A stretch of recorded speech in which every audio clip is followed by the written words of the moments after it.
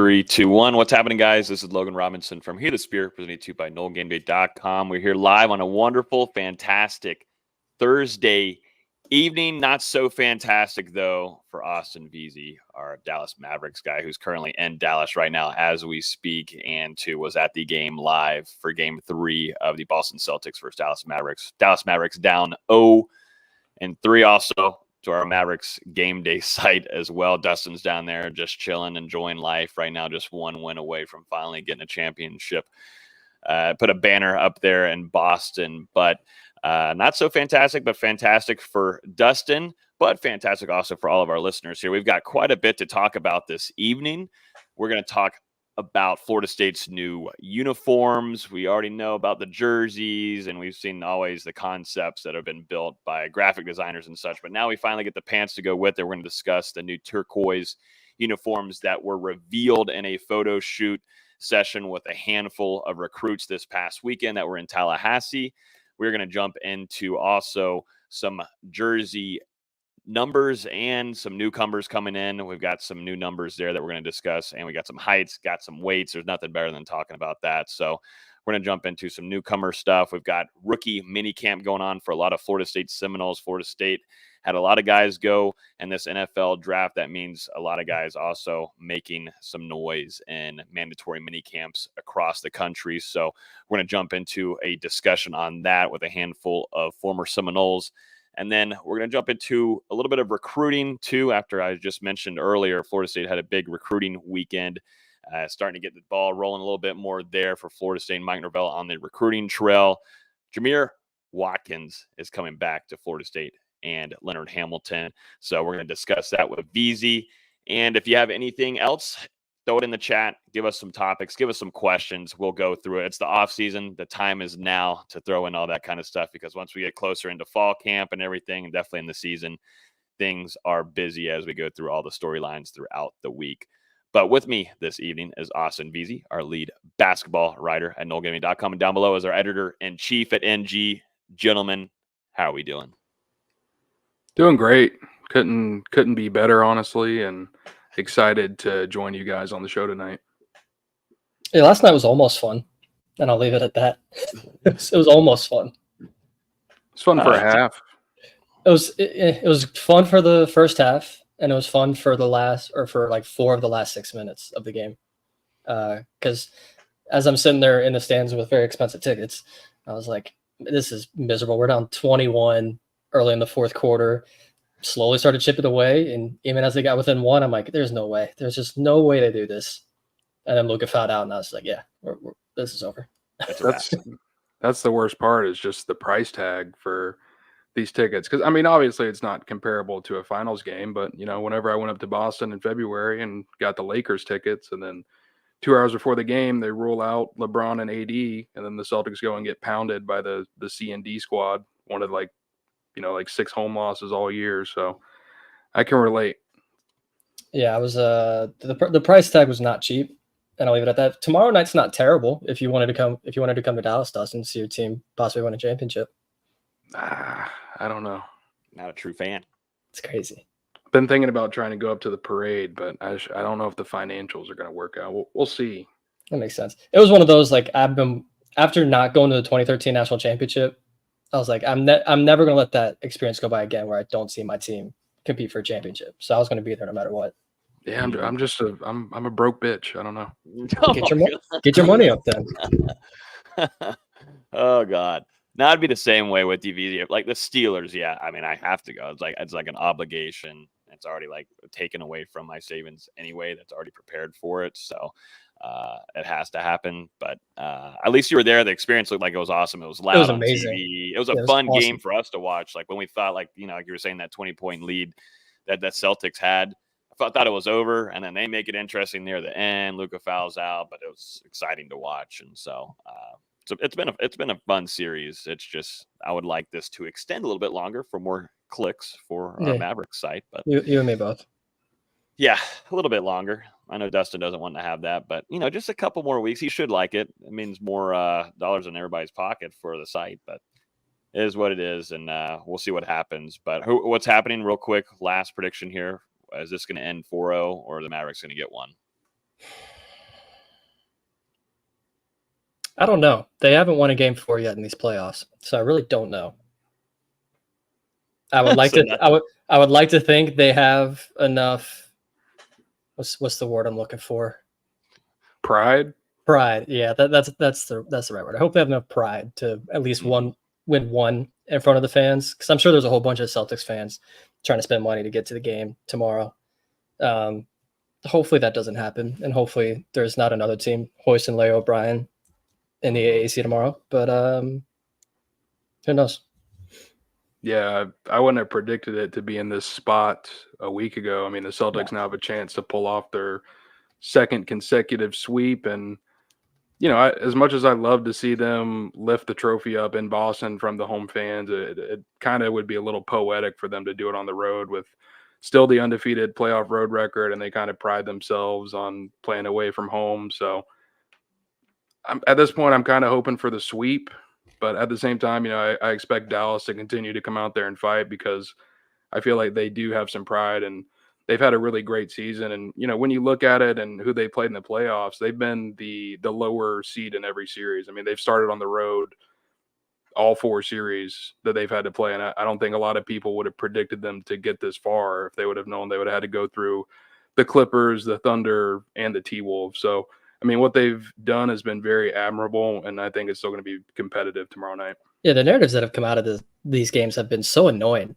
Like, Dallas was not supposed to be here. They were not supposed to be in the finals, and Luka dragged the team on one leg to the finals, and he's getting destroyed.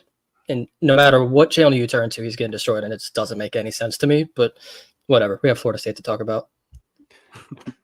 We sure do. We sure do.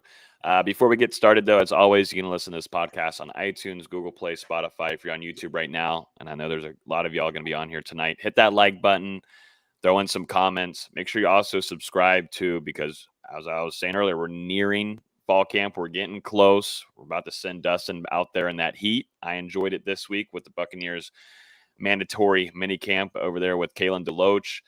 It was hot.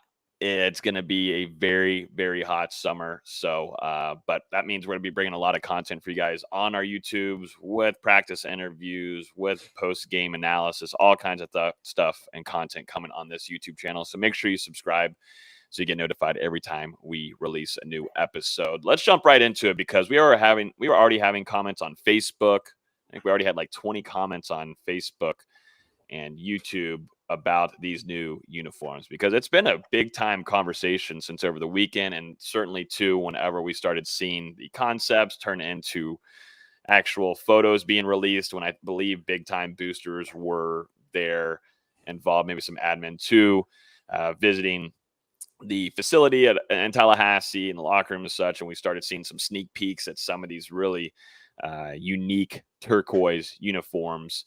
But gentlemen, let's take a look at these, because right now Florida State, from what I do think is going to end up happening, is that we might see a reveal in these on field this upcoming season at this rate that we're looking at. But here's a good look right here at one of the photo shoots with some of the recruits. You got the white helmets on top, but this time you've got the turquoise jersey, turquoise pants as well.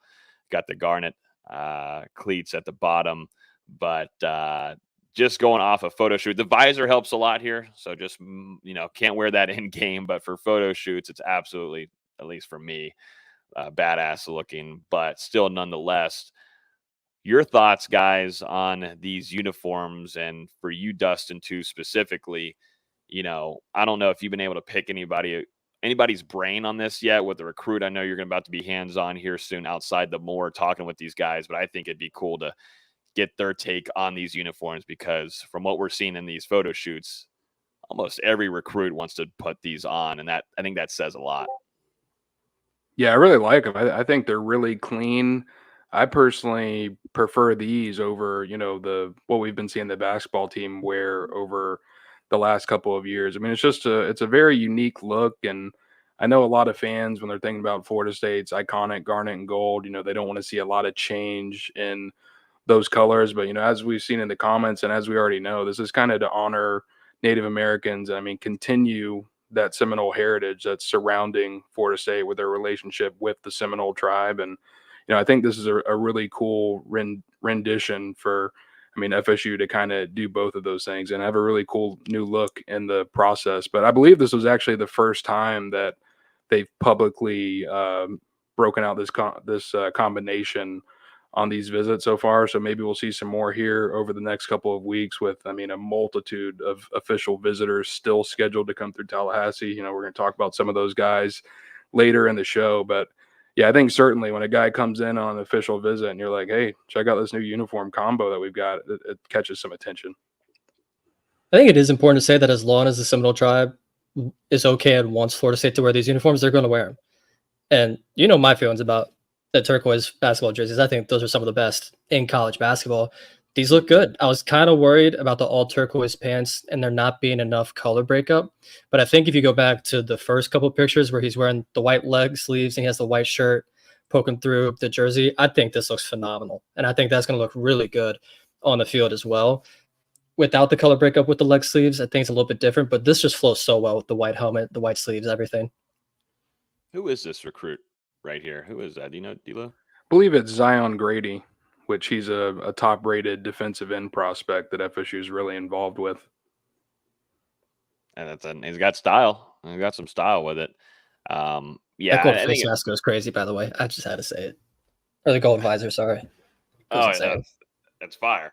It's absolute gas. It's beautiful. And that's a cool look. And I think a lot of people too, well, at least when we're posting on socials of these, our Instagram got like 60-something thousand on there. So whenever we post stuff, definitely something like this, it's highly conversated and discussed on why is it turquoise? Why does it look like this? Why is Florida State wearing blue? Well, there's a meaning behind it. Florida State, this honors the heritage of the Seminole tribe. If you go back, and I'll have to bring up some of this, but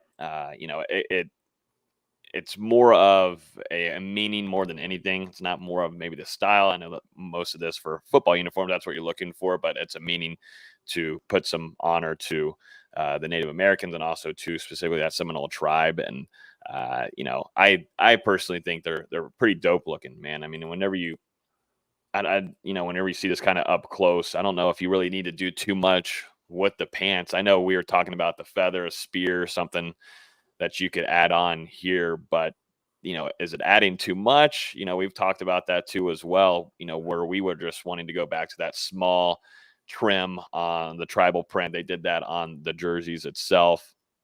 I think they did a good job here having the gold outline of the numbers here on the top, on the front of the jersey, on the back of the jersey.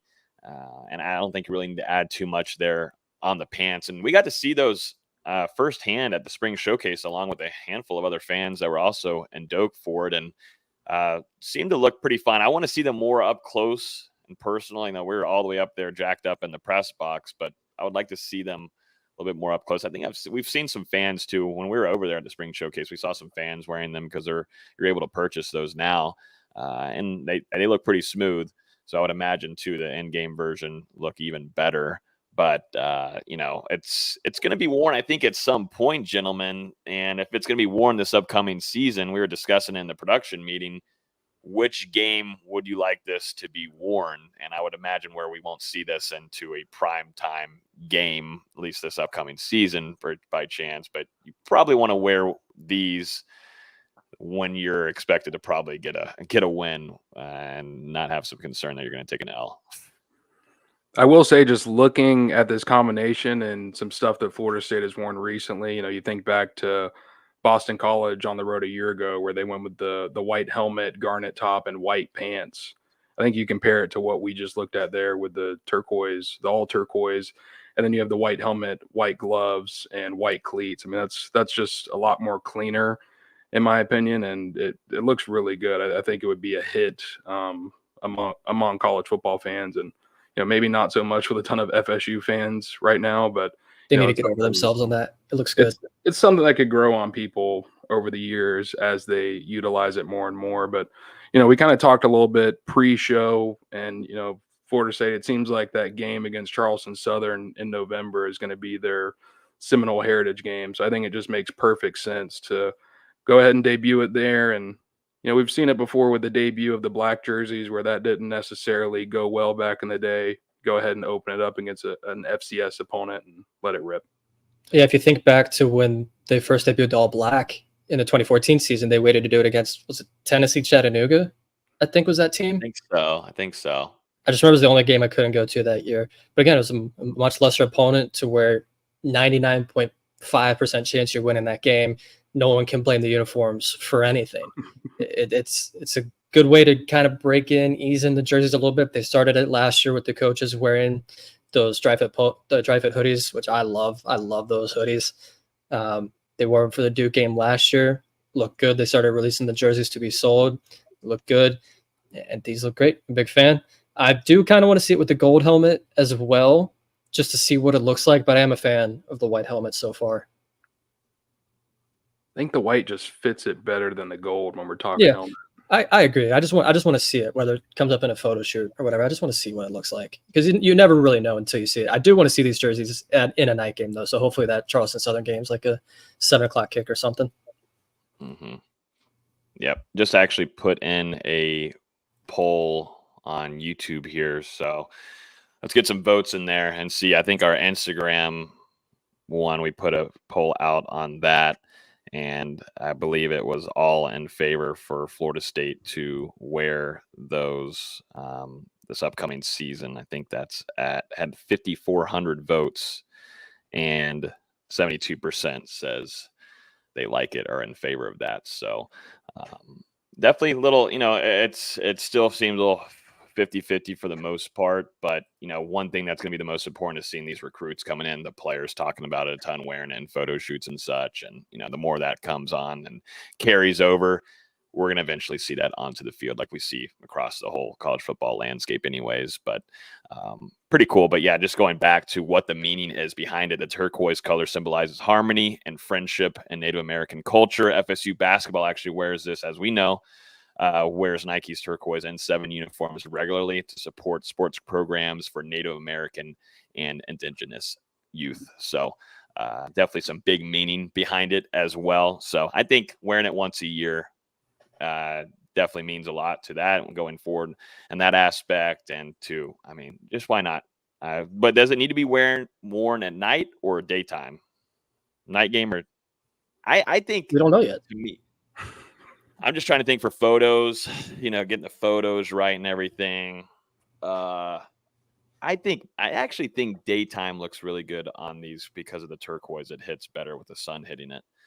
I might be wrong on that, where the black uniforms, I want that at nighttime. I don't want black unis during the daytime. It's also going to be hot as hell wearing black uniforms out in the day, but I want the all black. I want gold lids at nighttime. Still waiting on that. And then for these turquoise ones, let's do that during the daytime. Again, we just have no way of knowing until we see them and how they react in the light and at night. It's kind of like if you think back to the, oh boy, what were those jerseys called? The Pro Combat jerseys in 2009. Yeah. Hot take. I kind of liked how they looked, but in the daytime they looked horrible. They just did not look well in photos. I think that was the jersey that would have been better at night because it did not look great during the day. So until we see them on the field, we really don't know. Trying to see if we've got some good shots here that we can use from the Seminole. This is what they look like. We've all seen this picture, but still of DJ wearing it. It just looks better in the daylight with the lighting coming in my opinion. And also too, that I like that combo as well. With the gold lid here, I think it just meshes all around, but still whenever you add on that turquoise pants with it and the white helmets, it'll look even cleaner. So, but yeah, interesting kind of conversation it's been this offseason. It's been fun to actually just have something fun to talk about and not a college football playoff snub like we were doing for quite a long while. Let's jump into some newcomer stuff, gentlemen. We got some newcomer numbers, got some weight, got some heights coming in. As we know, the early enrollees came in during the spring. Now we have some summer guys coming in, some big names coming in too, guys. This team is loaded up with a really strong class that Mike Norvell and company put together. But let's start off with some of the transfers first, guys. Let's start off with Cam Riley, the Auburn transfer linebacker, which we've talked about plenty on here. This is a big cat coming into the linebacker room. He's going to be wearing number 18. He's 6'5", 245 pounds. Then we've got Colorado transfer, former FSU defensive back Amarion Cooper. He's going to wear number 21. That was Greedy Vance's number. He's 6 foot, 190 pounds. And then we've got Harvard offensive line transfer Jacob Rizzi. He's going to be wearing number 64, 6'5", 305 pounds. But yeah, I think the one that stands out here the most is Cam Riley, 6'5", 245. All of us on here have tried to kind of project how he's going to mesh into that linebacker room and where, Adam Fuller, the position group, is going to be putting him at, but specifically in how he'll roll into that rotation. But that is a big linebacker. I'm trying to go back to the days of what kind of who could you kind of compare him to in the FSU linebacker room of most recent with that size. Well, you 6'5", 245. You ready for this? So I got curious. I know a linebacker wearing number 18. Obviously, you think Roderick Hoskins. Yeah, 6'3", 245. Almost that same kind of size. So it makes a ton of sense that he's going with that number.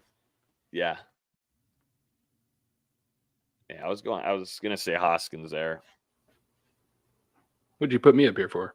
I don't know. I thought it'd be cool to see you right there and see your smile. I don't know. I thought you'd look good there. But I'd go, I'm trying to think. I am interested to see if these height and weights, like, is this something that FSU has already confirmed themselves, or are they just pulling this from like their previous school's profile from now, or for some of the recruits, like their recruiting profile? Because we didn't get a full roster update here. We got these guys added to it and their information and their numbers, but we didn't get a full roster update for preseason like we normally do. I'm guessing that'll probably come in a few weeks, and we'll see if these numbers are altered at all. But I mean, to be at that size as linebacker, especially in Florida State's 4.25, I'm very interested to see how it works out. Obviously, this is a guy coming in, didn't have the benefit of going through spring practice with the team, but at the same time, he's played a ton of quality football there in the SEC for Auburn over the last 5 seasons. So it's going to be very interesting over these couple weeks of the preseason leading up to the beginning of 2024, just how he fits into that linebacker room, how FSU utilizes him a little bit. Are they going to move him down maybe to the edge and potential passing situations? Like, how is that going to kind of work out? And we've seen Adam Fuller and the linebackers and the defensive line, show some versatility over the last couple seasons. It's going to be interesting to see how it works out with Riley. He reminds me a little bit about what Tampa has with Todd Bowles' defense with Yaya Diaby, former Louisville. Kind of this outside linebacker / gets down puts his hand in the dirt as well. Just got that big size to him. So interested to see what, Adam Fuller's going to do on the field, but also to Coach Storms and what they're going to try to do in shaping his body and getting ready, doing what they can with the time, getting ready for fall. We'll probably get an updated roster on all these kind of numbers. I would imagine, D-Lou, once we get through some of these summer workouts and these guys go through their squat party and get done with all their maxes and such as well. So that's probably what we're waiting on there. It typically comes around the preseason luncheon, which, who knows when that's going to be. I would imagine it's going to be like middle of July-ish. So probably a couple weeks out, I'm guessing.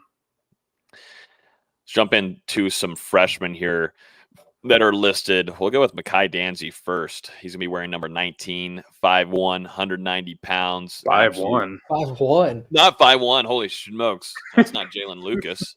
6'1". 6'1", 190 pounds. You would think it'd be that short with how much speed he's bringing, but he's 6'1", 190. Jake Weinberg, number 22. He's a kicker coming in, 5'10", 170 pounds. If you care about kickers' weight and height, then only you. Yep. Figured I'd list her. Yep, we got to evaluate that. We'll be evaluating that, see if that weight fluctuates this offseason. Another one, Ricky Knight. He's going to be wearing number 26, 6 foot, 175 pounds, defensive back. Coach Sertan gets another stud there. Was big in that recruitment on that end. Here's one that I think Coach Storms has some work to do here. We've got defensive end Amari Williams, late commitment into this last class. He's going to be wearing number 40. He is 6'4", 215 pounds. So you go from Amari Williams, and we're going to jump over to D.D. Holmes real quick, who's going to be wearing number 52, 6'5", 250 pounds. D.D. Holmes is a monster guy. I'll stop right here, gentlemen. But yeah, Coach Storms has some work to do with Amari Williams, and I'm sure that'll get taken care of. That's going to be a couple year kind of plan for him. But D.D. Holmes is coming in with some absolute size. How young he is. It's crazy. That's probably the big takeaway from this one. He's already got the necessary size to come in there and battle with some of those guys on the roster in the preseason. Should be very interesting to see how he acclimates to the college level. And then, like you said, with Amari Williams, reclassified from that 2025 class to 2024 to get to college a year earlier, ends up at Florida State. And, he's going to kind of be in the bottom of that defensive end room right now. But, I mean, this is someone that you have the time to develop. And like you said, Logan, he's going to have that chance to work with Coach Storms and that staff. And we've seen the way that they've reshaped a ton of bodies, over their time in Tallahassee. And I don't think you're going to see anything different here with Amari Williams. You look at this guy physically, he's got all of those traits that you want, and he's going to be able to pack on some good weight. And I think same thing with Mekhi Danzy. He's not 5'1", he's 6'1". I think you said 190 pounds.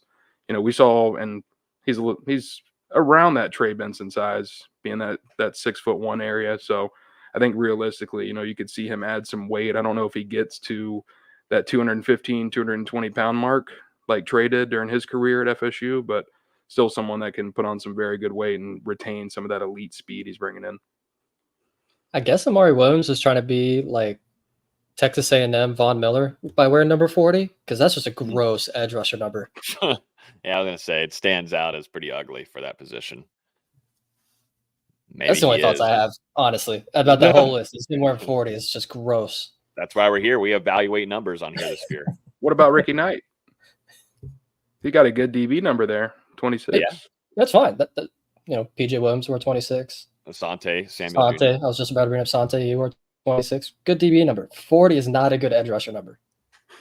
No, not pretty. That is a fullback tight end number. Yeah. He's been I've been seeing just a lot of content coming out on his Instagram and stuff. He's been putting in a lot of work before arriving on campus as well. So he's about the work, and he's about to be working a lot with Coach Storms there to put on some weight. But super athletic guy coming in. Got some big boys we're going to talk about here. Actually, before we get to some big boys, let's go to Elijah Moore first too, because he's been highly talked about this summer a little bit here. Wide receiver who D-Lou, you and I are pretty strong on. He's going to be wearing number 81. Joshua Burrell's former number there. Also, 300 Kenny Shaw here, the Spear alum. He's going to be wearing number 81. He's 6'4", 200 pounds, which I really like where he's at the moment. Has a chance to put on, if he needs to, put on a little bit more size. But I like where he's at coming in as a true freshman. Long-ranging guy. Can go vertical, has speed, got long range, long arms. It's just nice to have that in your arsenal in the wide receiver room. And I think the staff feels really highly about him. And I think with you losing Dustin Hill, this only just gives more potential for Elijah Moore to, jump up in that depth chart and get some opportunities where needed, but still nonetheless going to be rocking that former Kenny Shaw number 81. Yeah, I'm going to take one out of your playbook because, that's a big cat. Elijah Moore already coming in with some serious size. And like you said, I don't really think he needs to add much on as far as weight. It's more about reshaping his body, adding some more muscle instead of whatever fat is there. I'm sure not very much. But he's coming into FSU with a very good frame. And we've talked about this wide receiver unit. There just have been some times where these veterans aren't stepping up. But, it's an important preseason. You have one of these young guys come in and make some plays, pick up the playbook, show that they can block a little bit, and they might be able to see the field this year. There's playing time up for grabs, and someone, whether it's a senior or whether it's a true freshman, they're going to have to seize it. And then jumping into a few more guys here on the list, USC, former USC guy, Manasseh Atiti, is going to be wearing number 70. Shout out Meach, former Here to Spear alum as well, Dimitri Emmanuel. He's going to be wearing number 70, 6'5", 290 pounds. Wasn't Meach 71, or am I tripping? I think he was 70. Oh, no, I'm thinking Casey Roddick. Yeah, Casey Roddick was 70. Casey Roddick. Sorry, Meech. Love you. Close to it. Jonathan Daniels, also offensive lineman coming in. He's going to be wearing number 74, 6'4", 280 pounds, 10 pounds lighter than ITT. And then a few more guys. Jamori Flagg, defensive tackle, is going to be wearing number 99. Beautiful. Love it, as he should, at defensive tackle. 6'3", 300 pounds. And then Nas Knight is going to be wearing number 92. 6'4", 335 pounds, which is that's a big boy. It's a big dude. 335 pounds is no joke. I'm interested to see what he looks like in fall camp here soon. Yeah, I mean, bringing some very talented guys in the trenches, and you look at someone like Debo White. He's definitely gonna have to drop probably some weight coming in here at 330 pounds, and I mean, this is his first taste of a college strength and conditioning program, so that'll be something that they heavily focus on this year. And I'm really excited about ITT and John Daniels. I mean, two blue chip recruits in the 2024 class. Both of them were very highly regarded by multiple recruiting services. I mean, these were two offensive linemen that Florida State really coveted. I mean, ITT, he committed to USC shortly after seeing FSU for the first time last year, and then ended up reopening his commitment that summer, flipping to Florida State, whereas FSU was able to win out for Jonathan Daniels over multiple suitors last summer. So, I mean, these are two offensive linemen really excited to get to Tallahassee, join the guys that have already arrived from that 2024 class. And I mean, you look at this nucleus of young offensive linemen that's being built here in Tallahassee under Alex Atkins. Go ahead and put an eye on this 2025 class as well, because I mean, we're going to talk about some of these names tonight, but you've already got a 5-star in Solomon Thomas committed at the position. So with all the veteran depth that Florida State already has going into 2024, I think there's still as much to be excited about, in the coming years as well, because there's going to be some really big losses up front, but the guys waiting in the wings, they don't necessarily have that on-field experience yet, but a ton of talent for this offensive line coaching staff, Coach Atkins and Coach Fertitta to work with. Mm-hmm. Up next, we're going to talk about an interview that Mike Norvell had with ESPN's Greg McElroy, which I know a lot of FSU fans are 50-50 on liking that guy after the whole college football playoff stuff. Went 50, pro 50, FSU. 50, pushing it. Might be 30-70 in favor of Greg, but was pro FSU at one point, then backed off that during the whole college football playoff snub and went on the favor of the enemies there. But still, nonetheless, Mike Norvell, good people, did a nice about 30-minute interview with him. And I got some snippets here, just a few things on note of what he talked about. One thing that stood out to me, Mike Norvell believes this is the best offensive line that Florida State's going to put out during his tenure at Florida State. And, him backing up his claim there on the show, talking about what he's got coming back experience-wise, held down in the middle there with Maurice Smith, Robert Scott, being a former 3-year starter there. And then also to Darius Washington, who's been an excellent offensive lineman hybrid guy that you can plug in anywhere, shape, or form. And then also talked about some transfers. He talked about Jeremiah Byers as well, but also noted on guys like Richie Leonard coming from Florida, bringing his experience as well. Just feels really comfortable about that offensive line. I think that is definitely something we've talked about a ton this offseason, where Florida State's got to find some consistency there, so you're not plugging and playing week by week. And yeah, they dealt with some injuries, of course. Maurice Smith was banged up, and a lot of guys, as we know, Robert Scott still dealing with an injury coming back from that this offseason. But Florida State's got to find some consistency there and build that run game up and be better at that to start off this upcoming season and what they want to do offensively. And then also we'll go in just a few of these too. I want to talk about Pat Payne as well. He talked about him as a defensive end being one of the elites in college football this upcoming season, and felt very strongly about him during the spring and what they're expecting out of him this upcoming season with the loss of Jared Verse, expecting him to take that next step. But he also went on to talk about, the combo punch of Darrell Jackson and Joshua Farmer, talking about those two, that combo piece being one of the strongest in college football this upcoming year. Also went to the defensive end room, talked about Marvin Jones Jr., former Georgia transfer, and also Sione Lolohea as well, the Oregon State transfer. Feels really strongly about this defense. You can tell, a lot of defensive talk here from Mike Norvell. Also mentioned Azari Thomas has the potential to be one of, if not the best cornerback in college football this upcoming season, which I feel I thought that really stood out to me during this interview. And then he also talked about too, DJ, Florida State's new expected starting quarterback this upcoming season. He said he's the total package. He mentioned he's embraced learning the new offense, competing in that quarterback room too this spring. He also too admitted, DJ's had some success. He's had success in college football, but he's also had a lot of challenges. And he said there's going to be a lot more installed this upcoming season or this upcoming fall camp for DJ. And there's going to be some things that he's going to have to learn and also improve on from what they were able to install in spring camp. And he said this all is specific off of the personnel that they're bringing onto this roster with the losses of what you had last year. Those pieces play a vital part in what FSU's going to have to figure out and try to change up going into this upcoming season. And DJ is obviously the major point in all of that. So any takeaways, guys, from you on this? Some chatter here from Mike. It was good to hear from him. We haven't been able to talk to him in a while, but to go through and name a handful of these guys, there's a lot to be excited about. But I mean, we just keep hearing a ton about this defense, gentlemen, and there is a lot of studs left and right across the board for Adam Fuller in 2024. I actually wanted to point to the offensive line first. Those comments. Go ahead.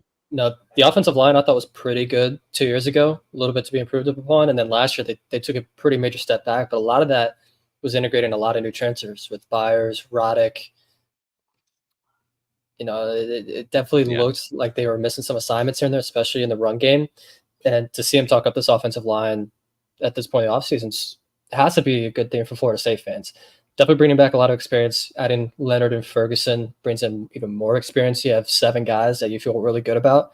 And, I think that's going to be good for Florida State. We'll see how that turns on the field. Obviously, Florida State fans are scarred by offensive lines in the past. And it's very much give us the results first before we believe it. But I like that's where he started in that interview.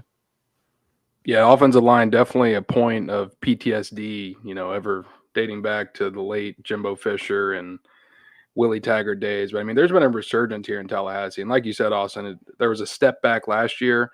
I think a lot to do with that, not only with the transfers coming in, but I mean, these guys, they were just banged up. I mean, if you were out there viewing some of these practices, there would be multiple times we're saying to each other, I don't know how this guy's playing this week. I don't know how this guy's playing this week. And then, they would all pretty much be playing for the most part. A lot of guys, they really toughed it out last year. Like Maurice Smith, there was a stretch where I thought, he probably shouldn't have played for a couple weeks. He's just going out there and grinding. So, you got to give a bit credit to some of these guys stepping up, playing through those injuries, but you could see it at times on the field. And that's why this spring was so important for these veterans, because a lot of them have been here for so long. So it's important for them to get healthy this offseason. Whereas you look at, transfers coming in, like we talked about, TJ Ferguson and Richie Leonard, it's important for them to start building that chemistry and getting into the system. So, kind of different goals, I would say, this spring. And, some of those young guys as well starting to make their rise. You think about Julian Armella and Jalen Early. They've been developing pretty nicely, some guys behind them.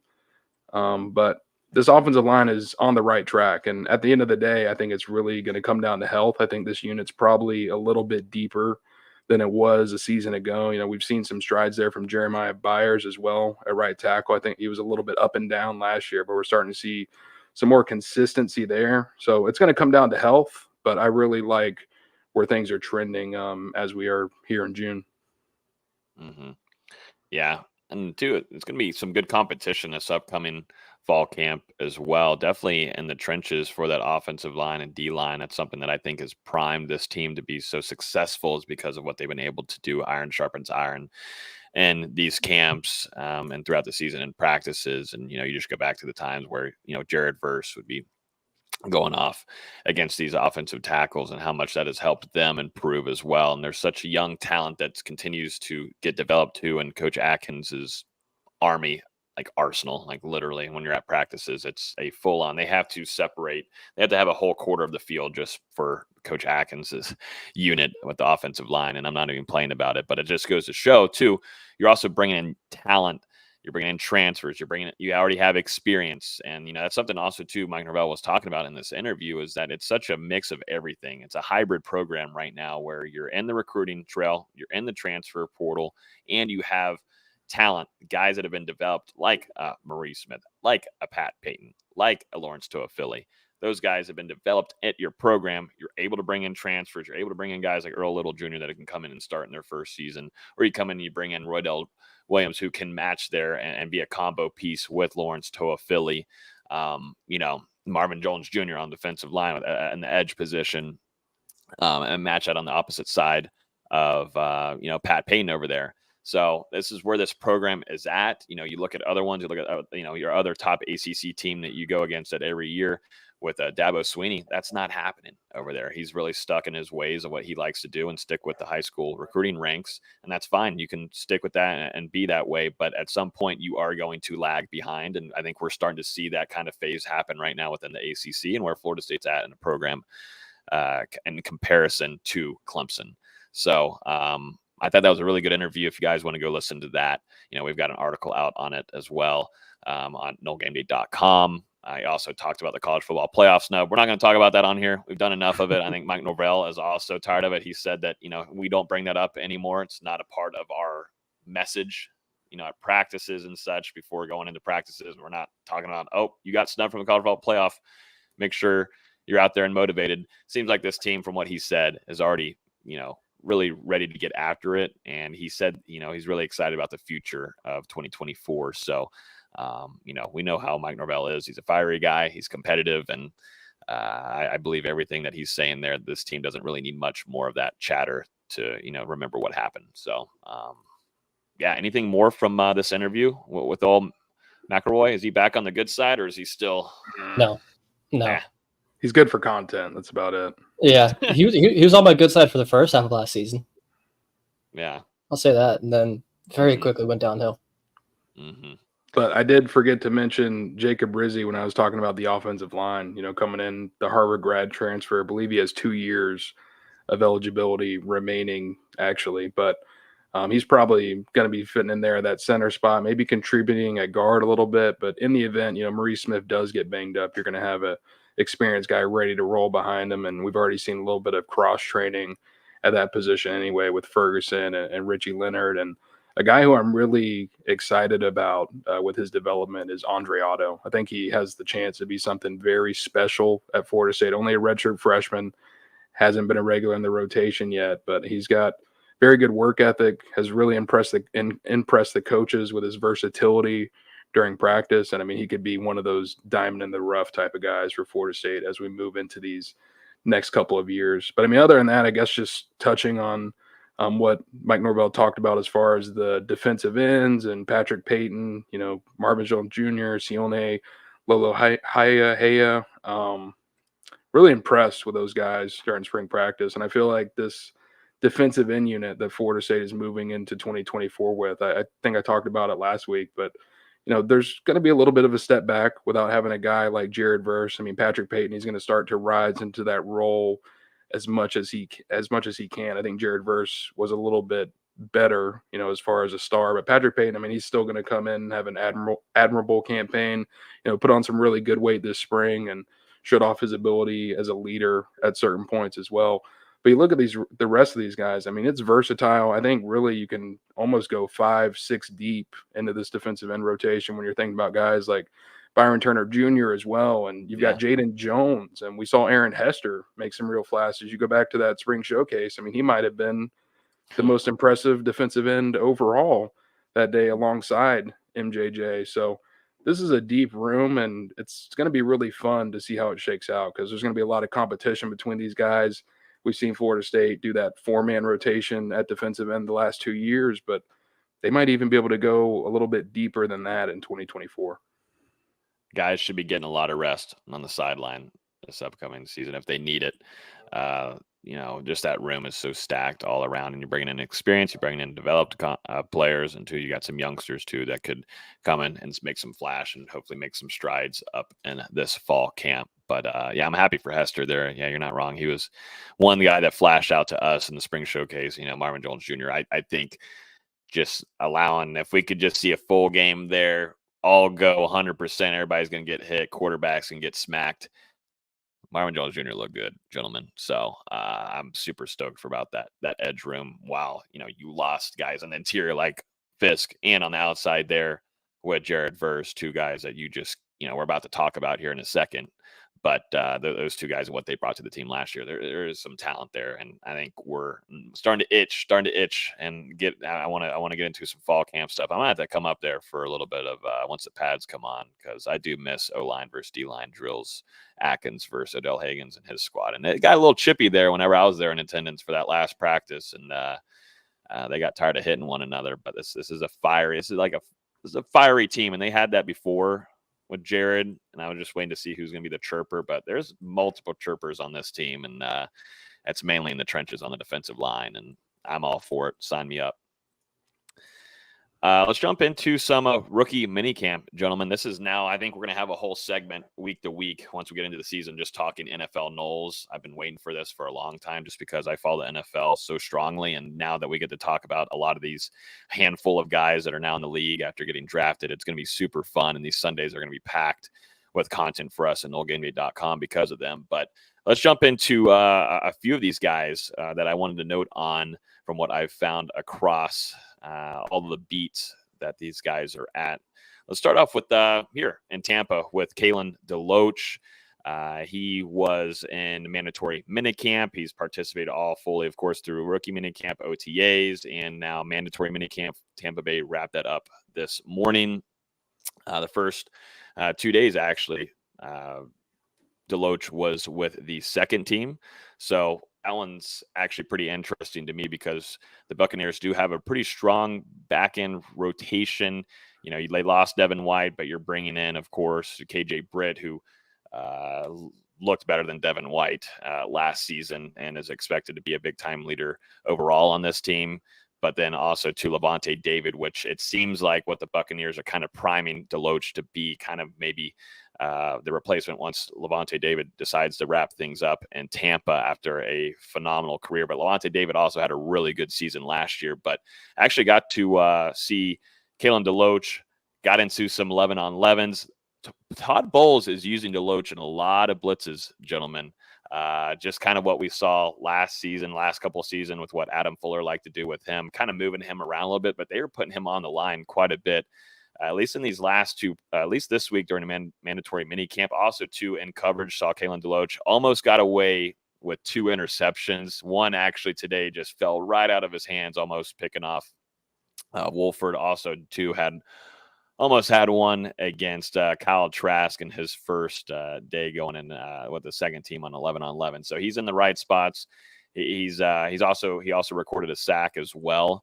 So Kalen is doing a good job. Also talked with Levante David after practice, and he said that he's been very impressed with what he's seen with DeLoach, and also pointed out, he's also a fellow undersized linebacker, so relates to him as well. But he said so far that relationship has been strong, and you could just tell, though, Tampa is liking what they've seen. And also, I talked with Kalen after one of the OTAs. He did tell us that he has put on some pounds. He's hoping to maybe add on at least maybe another 5 or so pounds, but that's all going to be trimmed off anyways once we get into training camp. But good sign that Kalen DeLoach is going to make this team. We'll see how training camp goes overall, but things are leaning toward Kalen jumping on there onto that 53-man roster in Tampa with Todd Bowles, which Todd Bowles highly respected across the league and what he likes to do defensively. And I think I think Bowles really likes with what he's got with DeLoach specifically as a player. It's a good start. Definitely a ways to go to, make that spot on the 53-man roster. Right now, NFL teams can carry up to 90 guys under contract, up until later in the preseason. But, to hear Kalen already making some impacts in practice and the different ways they're using them, you were talking about them bringing him as a blitzer in passing situations a lot. And, you look at his stats, like you said, 10.5 tackles for loss, 7 sacks last year. And I mean, we saw it firsthand, his success as a blitzer. I mean, I think the first thing when you're thinking about Kalen DeLoach blitzing a quarterback that pops in your mind is that play he made against Clemson last season. And I mean, he obviously made a huge impact at Florida State. Bucks are trying to now transition that to the NFL level, bulking him up a little bit. I think him working with Levante David, I mean, is absolutely awesome. I mean, that guy has seen it all in the NFL. He's a very good leader for Tampa Bay, one of the best players in Buccaneers history. And when he does finally hang it up, whether it's at the end of this season or a couple more, I mean, that's obviously going to be a big loss for the franchise. So for him to be able to soak up all that knowledge and just develop, and we all know how Kalen DeLoach is with his mentality. I mean, he's going to fight to make that final 53-man roster and do whatever he can. I mean, whether it's on defense, whether it's contributing on special teams, he's just that type of guy. And even though he's a quote-unquote undersized linebacker, I mean, he brings more than enough pop to the table. He can get after it in pass coverage. You know, we've seen some improvements there throughout his time in Tallahassee. And, yeah, it's cool to see him get a chance with the Buccaneers, and won't be a surprise if he is on that final roster. It's a great spot for him. You know, as you guys have mentioned, Levante David's one of the premier guys to learn from. He's been around the league, he's seen enough, seen it all, really. And it's just a great guy to learn from. And I think DeLoach is going to make an impact there in Tampa. It kind of reminds me of the Ivan Pace Jr. situation with Minnesota last year, where you bring in this really great linebacker who's just undersized, and guys are kind of overlooking him because of his size. And then he comes in and makes an instant impact. Wouldn't surprise me at all if Kalen comes in and does some of those similar things. Yep. So going to continue to monitor that. They just wrapped up mandatory mini camp. So we'll have full coverage. If you're a Bucks fan, hang out with us at bucksgameday.com. Got tons of content there. And also to have Hear the Cannons as well on there. The guys over there just got done recording a podcast yesterday, recapping mandatory mini camp. And I'm sure we're going to be talking about a lot of Kalen DeLoach during camp here at late July and early August, but a great start for DeLoach in Tampa. Let's go over to Jordan Travis. I talked with one of our fellow network editors for our Jets site at Sports Illustrated and wanted to get an update on Jordan Travis. I was told he wasn't participating in OTAs, also to the same way this week for a mandatory mini camp.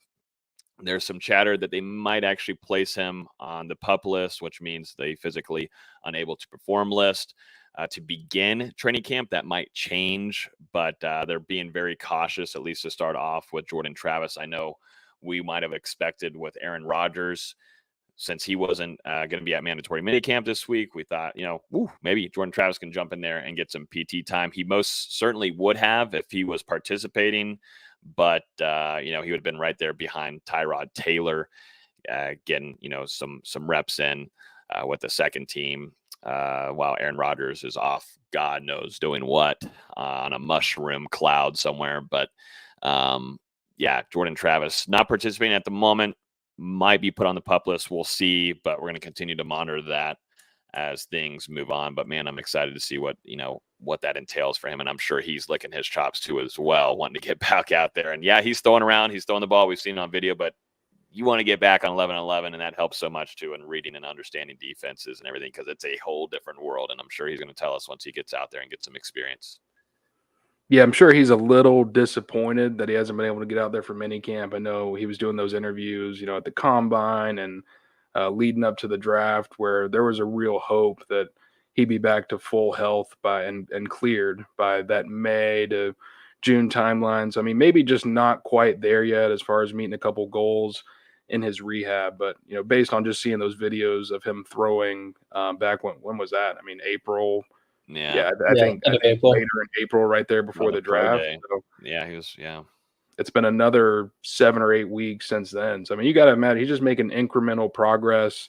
And at the end of the day, it's more important for him to be fully healthy and out there for training camp and preseason games, things of that nature. So, I mean, to miss a little time right now definitely sucks, because, I mean, you guys all know, I mean, the type of guy that Jordan Travis is. He wants to get out there on the field and ball and do his thing. And I'm sure he's really excited to realize this dream of being an NFL quarterback, taking a little bit of extra time. But when he does hit the field running with the Jets in a couple weeks out there for the preseason, it's going to be good for him to learn under Aaron Rodgers and Tyrod Taylor and get this training camp going in New York, because it sounds like a lot of fans and the coaches are really excited to get him in the building. And, they're going to get a chance to see the person that he is that Florida State fans were able to see the last couple years. He's probably even more disappointed right now because Rodgers is missing from mandatory minicamp off doing who knows what. He could be on the field making an impact right now as arguably the second quarterback behind Tyrod Taylor. So I'm sure that's also weighing on his mind that he can't be there for that. Yeah, I think overall the game plan still, I know he was telling people at the combine that he'd be full, expected to be a full go in training camp. So this is still on the timeline here. So it's not like this is some negative thing that, we've seen a decline or something. We're going backwards a little bit. So still on the route, but we would see him, he's over there, he's running around. Everything looks good on that end. So you just got to hope that, that trajectory of him at least being able to participate, either if it's the second week, third week in training camp, he can get in there and then hopefully get some PT too in some of the preseason games as well. So we'll keep an eye out on that and hopefully get some of the latest on that as we get closer into the Jets training camp. Another guy that is making some splashes throughout this whole entire offseason since being drafted is Buffalo Bills and former FSU star wide receiver Keon Coleman. He made a play on Wednesday with a nice snag over veteran cornerback Rasul Douglas and has continued to make a lot of good connections with Josh Allen. Another guy too, Jared Verse. He had an interview with Stu Jackson of the Rams.com and talked about his fiery personality. He said, "That's who I am. I'm not going to shy away from hiding who I am. This is who I am. I talk a lot. I'm loud. I'm vocal. You're going to hear me. I make a play. You're going to see me hyped up. That's just who I am. I can't hide it. I'm not going to pull back from anybody." So nothing's changing there. From if you thought Jared Verse was going to change going into the league and him being hushed up and such, you thought wrong. Jared Verse is going to stay chirping, and that's just something that he just brings to the table that I think it works in his arsenal. And as Dimitri Emanuel and a few others on here have told us, that's a guy that likes to chirp and everything, but it's great for competition. And I'm sure a few of the guys have already gotten to hear quite a bit of that so far, and just in mandatory minicamp and OTAs and rookie minicamp. Just wait till training camp comes when the pads come on for the first time. I'm sure we're going to get a really good amount of videos and we'll grab some good content as well, but nothing changing there from Jared Verse. And then one more thing here I want to know, or actually two more. Let's go DB room.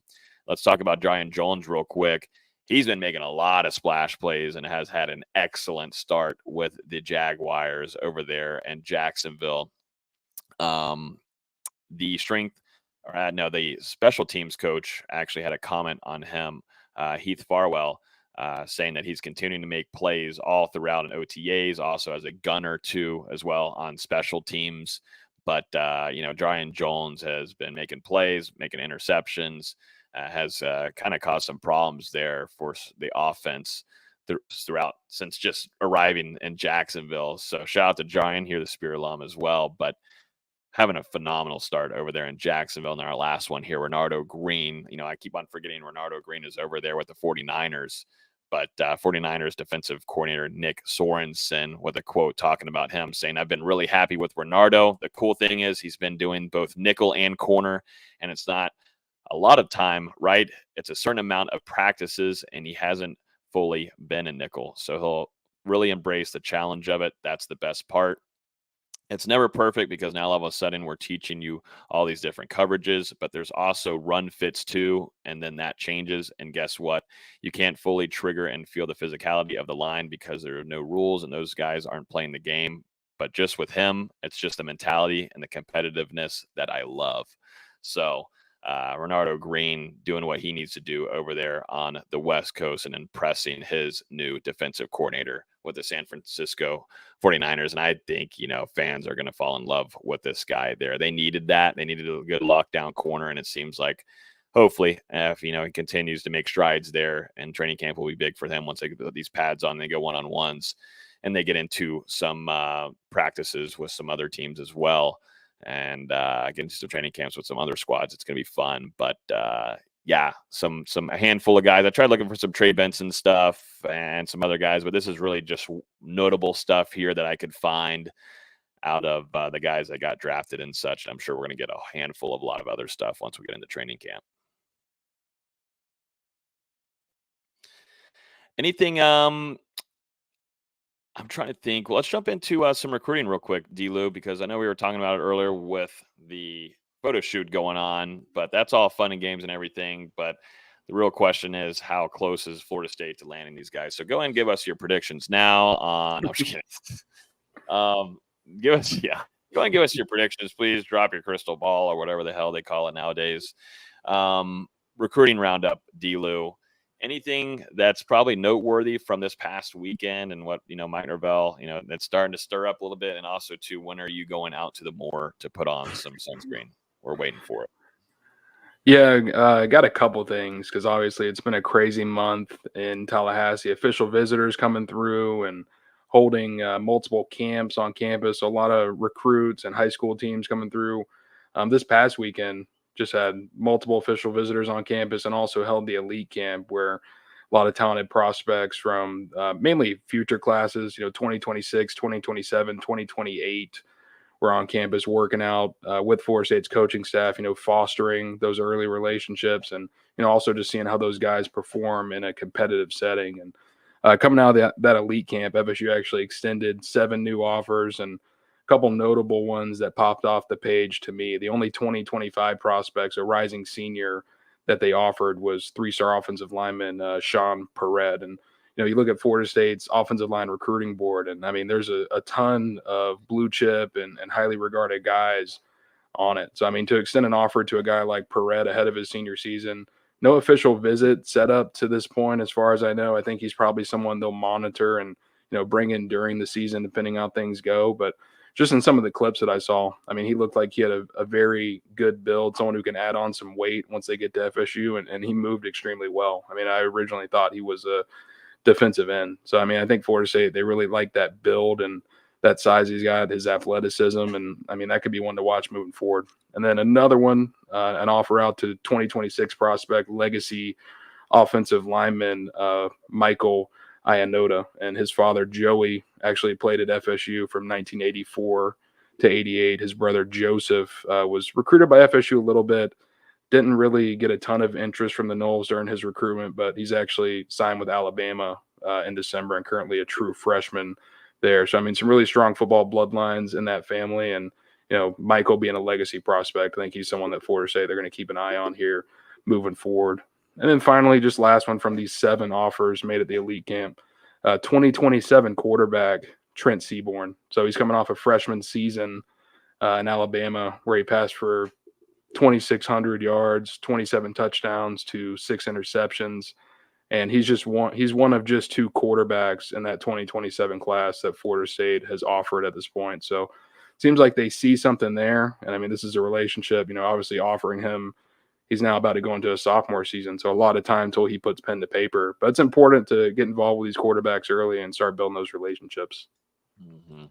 Yep, always good. And Florida State has done a good job with that, with Mike Norvell always getting in early with these guys and building those connections. There was a video, too, of a young, 3-year-old of Mike Norvell holding them that went viral on social media of talking to the kid, and got to be 3 years old. But he landed a commitment, though. 2040. Yeah, literally. But there is some other stuff. Yeah. Three guys that were scheduled to visit FSU later this month no longer will make those trips, or at least are not expected to make those trips at this time after going ahead and closing their recruitments this month. So 5-star tight end Elias Williams, he's been committed to Georgia for over a year, but he was supposed to be at FSU June 21 to 23rd, that big recruiting weekend at the end of the month. He closed down his recruitment after officially visiting Georgia last week. Then also 4-star offensive tackle Zaire Addison, someone who FSU has been involved with for a long time. FSU was actually the first offer in his recruitment. I mean, he's been back to Tallahassee a number of times, but he decided to go off the board to Oregon after his trip there. He was also supposed to be there the 21st to 23rd. So an offensive lineman off the board. And then 4-star athlete Todd Robinson, someone that FSU is going to bring in for a midweek official visit later this month. Georgia native. He's also off the board to Georgia following his official visit there. I mean, just a little bit of, backstory with those guys. I mean, Williams, he actually named FSU his leader after visiting for the Seminole Legacy recruiting weekend last year. And then about 2 weeks or so after that, committed to Georgia. So That was pretty funny. But the tight end board, it's getting a little slim here at the moment. I mean, two names really to know at this time: Chase Lofton, who was recently at FSU for an official visit last week, and then Hollis Davidson, who's going to be here at the end of the month. Those are really the two main tight ends at this point. Then you go over to the offensive line board with Zaire Addison out of the picture for this time being. He's a Florida native, so we'll see if eventually FSU can get back involved there with him pledging to go out to the West Coast of Oregon. Maybe sell him on staying home and the long-time relationship that he has. But I mean, either way, it's disappointing because, like I said, FSU, they've been involved there. They were his first offer. They had a really long and good relationship, but he ultimately committed to the Ducks. But this offensive tackle board, I mean, it's absolutely stacked. We mentioned Solomon Thomas earlier.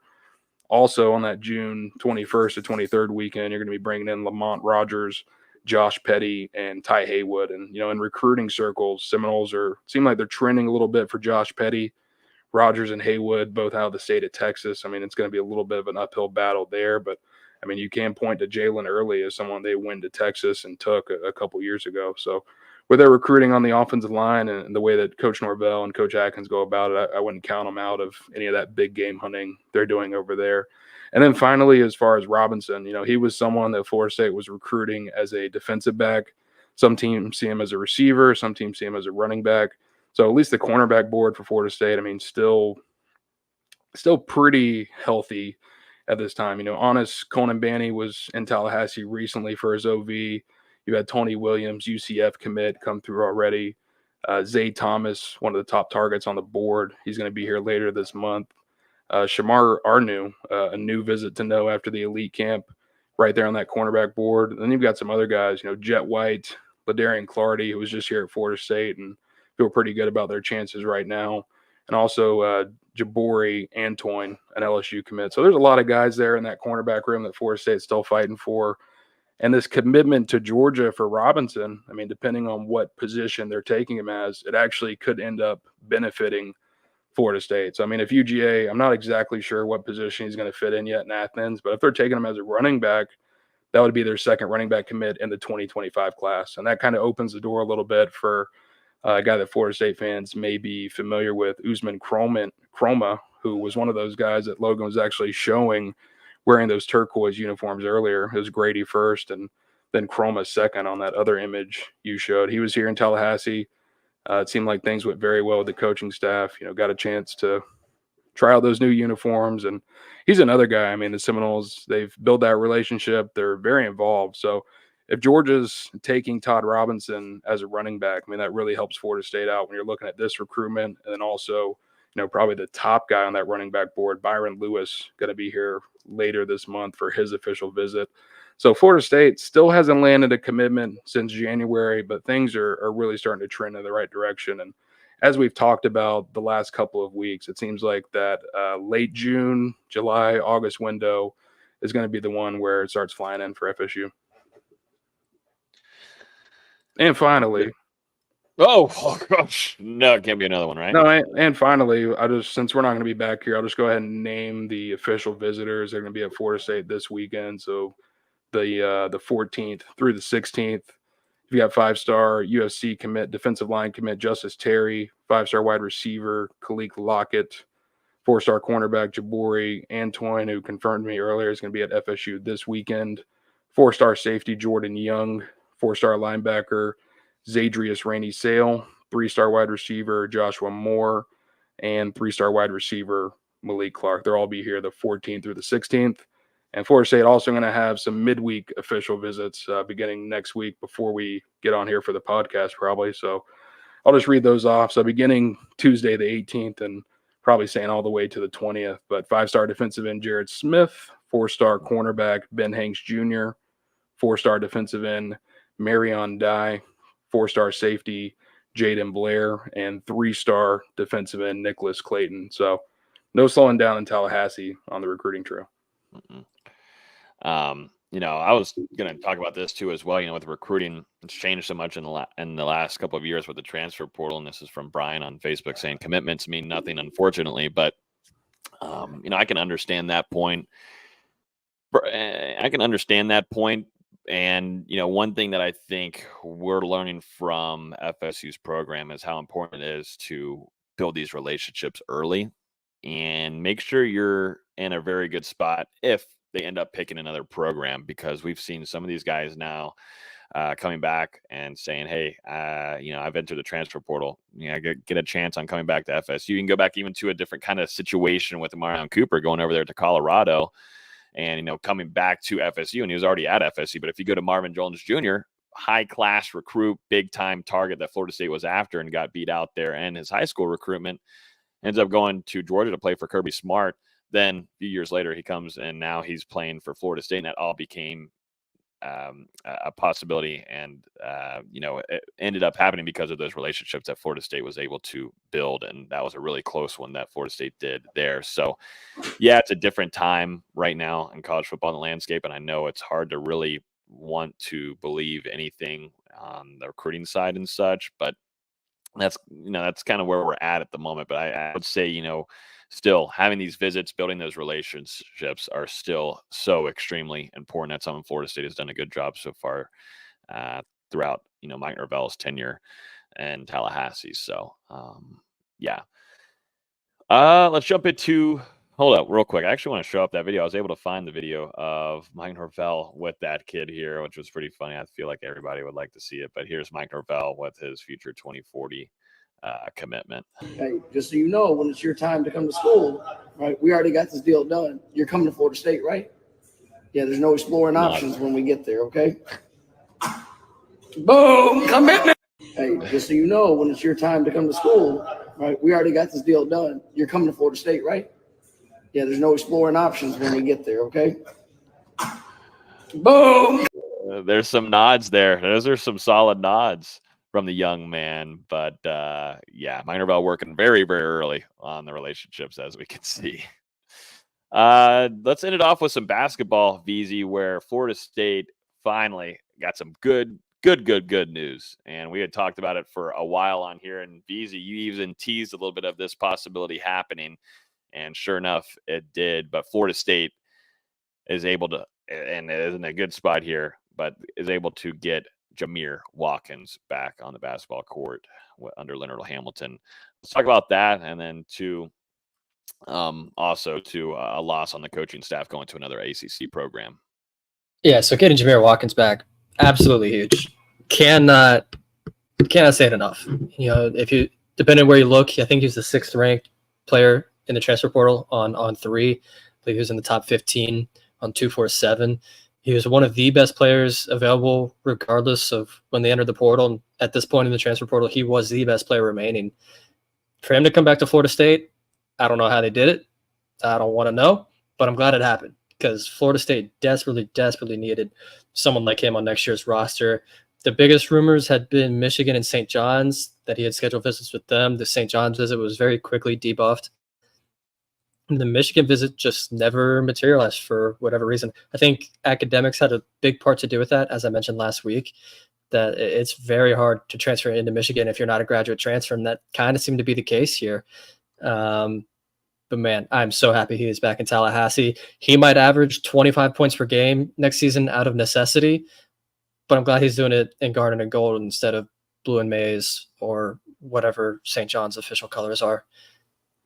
It's going to be great. It really raises the floor of Florida State basketball. I mean, looking at that roster without the addition of Jamir Watkins, I mean, you're just kind of like, where are they going to be able to do anything on offense? I mean, they didn't really have a guy that can go out there and get a bucket. And now they do in Jamir. And, we really saw his ability as a playmaker continue to improve last season. I mean, he was pretty awesome on the defensive side of the ball outside of some games where he picked up some early fouls and found himself, on the bench a little bit too often. But, I mean, he was without a doubt Florida State's best player last year. And, we've kind of made those comparisons a little bit to Terrence Mann, which, I mean, I kind of feel like is pretty good. Maybe he's a little bit better as a one-on-one scorer than Mann was in college. But, I mean, overall, this is going to be a really good player for Florida State. It's great to have him back for another year. And I'm sure Leonard Hamilton, he's feeling a little bit less weight on his forehead thinking about this roster ahead of the 2024-2025 season. And as we see in the photo that Logan's got pulled up, he's considering a number change to number 1. Obviously, we're number 2 last season, but with Jalen Worley out of the way, he's been considering the switch to number 1. Makes some sense because he's going to be the one and only option next year. Yeah. But it's huge to bring him back. I'm so happy he's back. He's back in guarding and goal, and hopefully he can improve some things that the NBA scouts and executives were telling him, and he can have an even better 24-25 season. Really excited he's back. He's got a chance to showcase himself. I'll be honest. When I said last week with the little teaser that there was growing chance he was coming back, I had no idea that he was going to be returning 2 days later. Obviously, I heard some things were like, it's it's hard to believe he's going to come back to this roster. You knew this all along. No. You knew this all along, Beezy. Come on. We need people recurring coming in here for Scoop. Transparency here. I had heard some rumblings. I'm like, we'll see, but I'll go ahead and say something. Yeah. And 2 days later, he's back in Tallahassee. I'm like, awesome. Beezy knew. Beezy knew everybody. So make sure you come back here, get your basketball scoop, hear the spear, subscribe. He's just too humble. I know. Well, then I'll give a scoop after we talk about Coach Smith. How about that? Ooh, okay, perfect. But yeah, let's talk about Coach Smith here going to an ACC foe. Yeah, Coach Steve Smith, who has been with Florida State since the 2019-20 season. He took Dennis Gates' spot on the coaching staff. He is departing for Boston College to work with someone he used to work with at Clemson in Earl Grant. Definitely comes a little out of the blue. It's pretty late in the process for coaching moves, but you're still seeing them here and there. And I think this really just comes down to long-term job security. Obviously, Leonard Hamilton's deal is up after this year. He's not getting any younger. He's going to be 76 by the time the season starts. And, maybe Coach Smith saw the writing on the wall there and says, hey, let me go be with someone I've been a coach with before and continue to be in the ACC. It's now his third stop at an ACC school. He was originally recommended by CY when CY was on the staff. CY had him as an assistant at Georgia Southern. And, on one hand, it sucks to see him go, but on the other hand, Florida State's going to be moving in a newer direction sooner or later. So definitely came as a little bit of a surprise. I'm sure some of the players are a little bit surprised as well, but I'm curious to see how they fill that spot in the coming days, weeks, or however long it takes. Hey, it's Boston College. Best of luck. Enjoy it. And great city. Understanding the situation that they're in Tallahassee already. It's tough. City of champions, though. Dustin, I'm trying to behave. What's the we need scoop now. Scoop. We need scoopage. So top 40 recruit Cannon Catchings was let out of his letter of intent from Purdue a couple weeks ago, and Florida State will be bringing him in on a visit in the next week or two. He's the son of former WNBA superstar Tamika Catchings. Absolute superstar at Tennessee, superstar with the Indiana Fevers in the Hall of Fame now. Wow. So let out that letter of intent. He was on a visit to BYU this week, I believe. He visited on Tuesday.